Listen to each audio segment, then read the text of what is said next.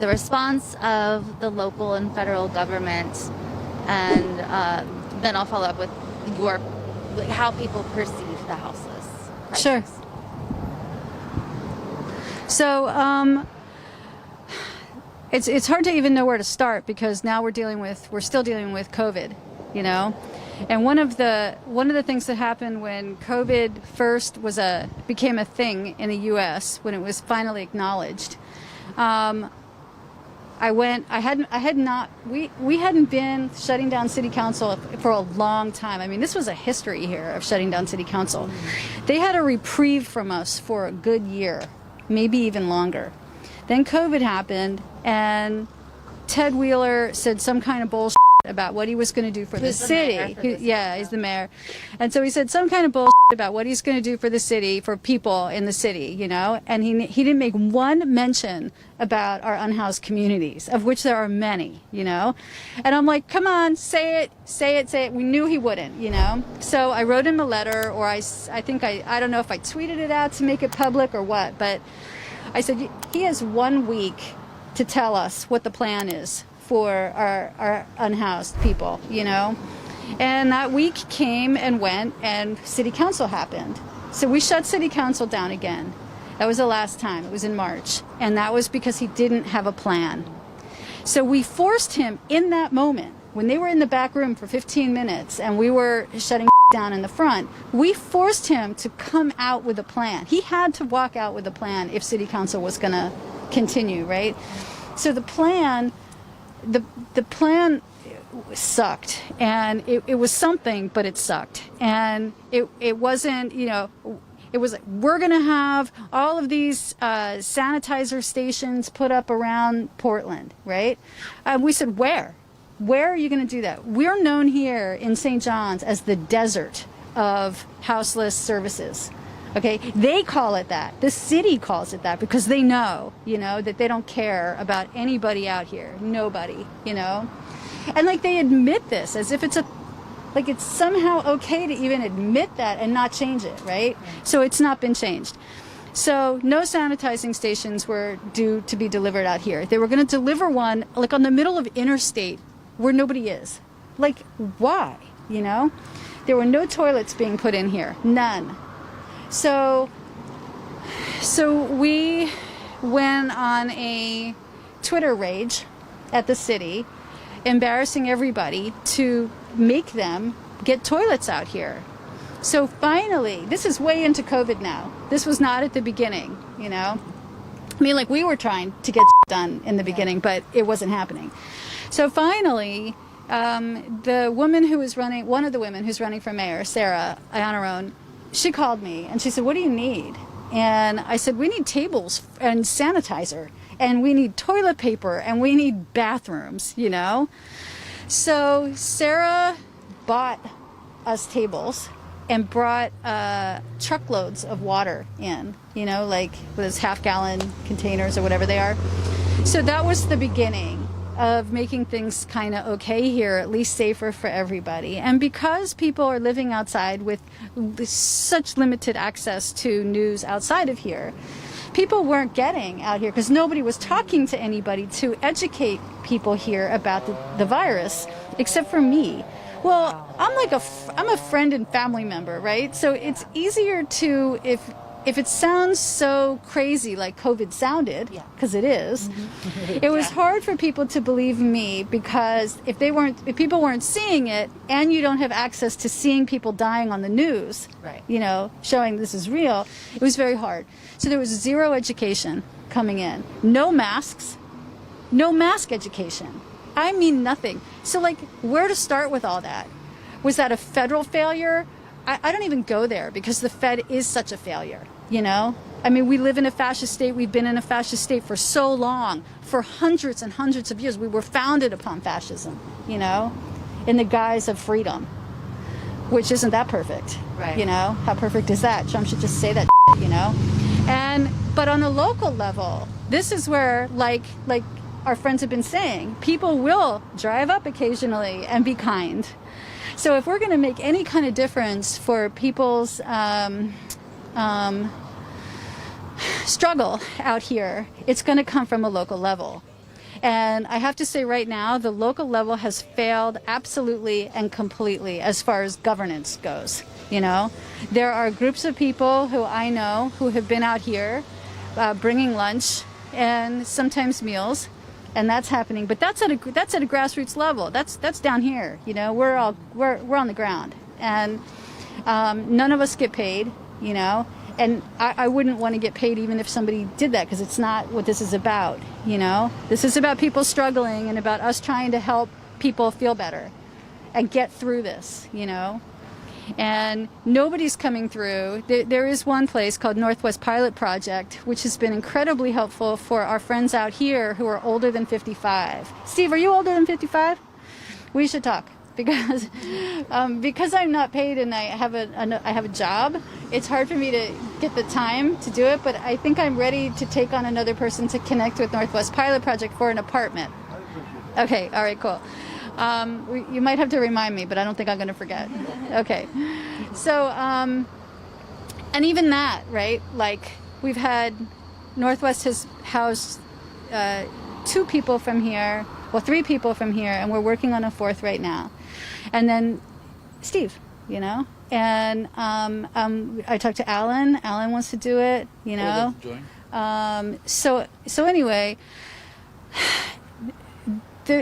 the amount of help and care and I give a is incredibly lacking, you know, and anywhere, man, because people are like, well, I have this to worry about and I have that to worry about. And for sure, we've seen this influx of people on the cut this summer. Oh my God. It was that's one of the big questions that I have for you is everybody that I've spoken to says in the past 10 years, it's exploded, the houseless community, but in the past 2 to 3 years, it's just more and more people. Would you agree with that, or I can't, the changing? I can't speak like outside so much of St. John's and downtown. Okay. I see downtown too. Like I'm enough. I'm familiarized enough with people downtown to see that. I do know that COVID brought out a lot of people. People have lost their places. They've and they're leaving wherever they were because the places they were in. Like if they left their apartment or their house because they had to, because of COVID, because something crashed in their life, you know, people do hear that there is some semblance of help out here, you know, even though it's not from the city, you know. And so we had this summer, like, I don't know, at one point, man, about 80 people out here, 85 people. And the only reason I say that is I was delivering lunches. And so I had to talk to the lunch collective to tell them how many lunches to bring, and it used to be 50, you know. I knew everybody, and then all of a sudden there were new tents here and new people, and it was like, shit, we have more need, you know. So the need from COVID has you know, brought more people out for sure. As far as the last 2 years go, before COVID happened, this was pretty much, except for maybe 10 or so people, maybe 15, I guess, maybe. This was pretty on the level. It was, you know. Very interesting, yeah. Yeah, and downtown, there's more people downtown than there had been in the past, for sure. And I have talked to people, and they're coming in from different places, too. You know, not everybody, but I've talked to people out here. People have come down from Washington State. People, I've, you know, met somebody here who came out from Minneapolis, and, you know, just different places. It has to be, you know, a sense of desperation. If you are in a situation where the basic human needs aren't being taken care of, you're going to go where it's more likely to happen, and where there are people like you. I think you I don't know you very well, but you come across as a very modest, humble person.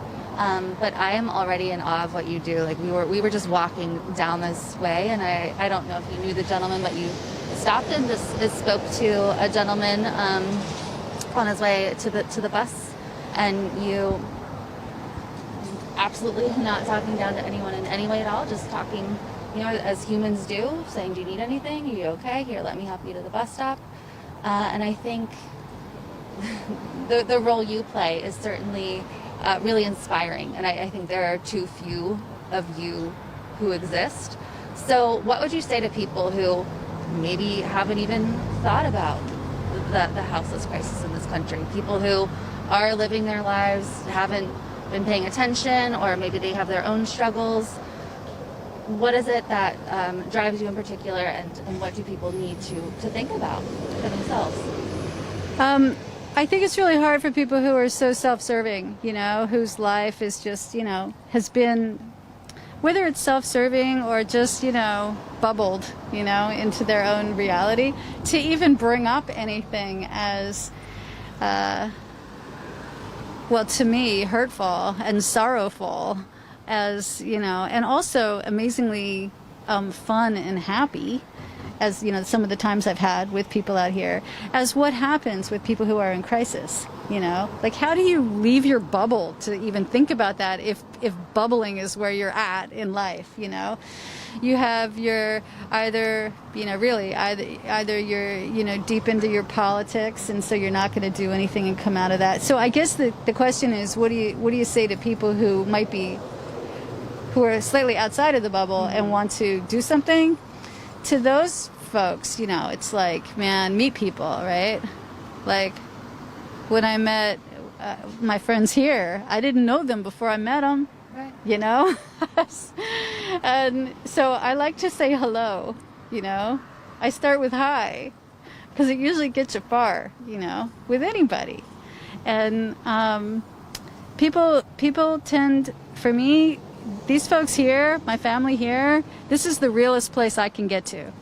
Well, actually, this and protests, because it's the same. So many people at the protest care about what's going on, not for their own life, but for the lives of other people, you know? So I'm hanging out with the same, not necessarily the same exact community, because I don't know everybody who's at protests, you know? And generationally, people at protests are so much younger than I am, and it's beautiful to see everybody out there caring like they care, you know?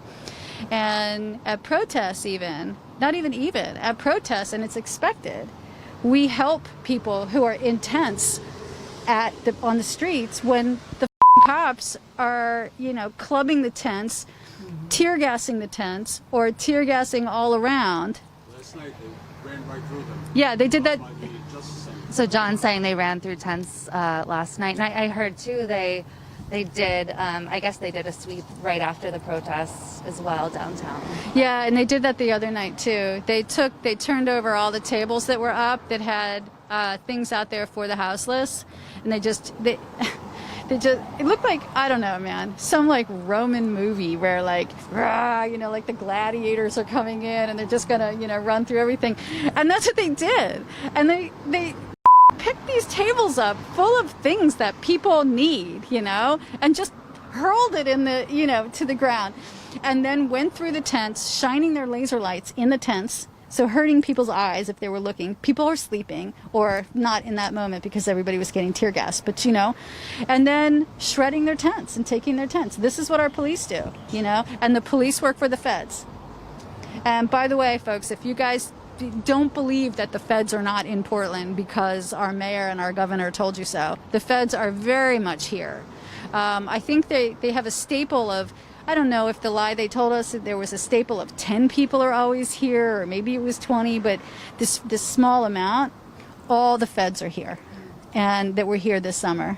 They have not left. And the cops work for them. And now the cops are getting deputized by the feds to do the work of the feds, so that when we get busted at a protest for nothing, we're getting busted for nothing by a Fed, even though it's one of our cops, and the, you know, the deal with that is so much worse, because now you have a federal offense instead of, you know, anything like a normal misdemeanor.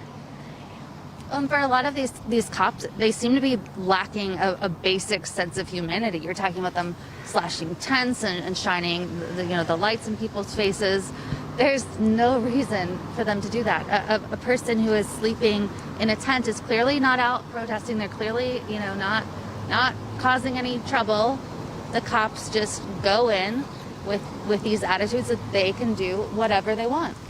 People need to understand that people who are unhoused and living in tents, if they're even lucky enough to have a tent, are residents of Portland. And so what the cops are doing when they do that is they're attacking residents of Portland. When we as protesters are protesting, we are protesting as residents of Portland, you know? And this is what the cops are doing in return to that. So it is illegal to be a resident in Portland and sleep. And this goes without the protest. This goes for people who are houseless. It is illegal in Portland before COVID, at times during COVID, and it will be after COVID, to live. It is illegal to live, and they will get you. Hope you enjoyed that last video. Hop on over to statuscoup.com where you can sign up for our email list and become a member for as low as $5 to $10 a month. Membership is how we grow. That's statuscoup.com/join. And remember, join our email list so we can grow the revolution with you.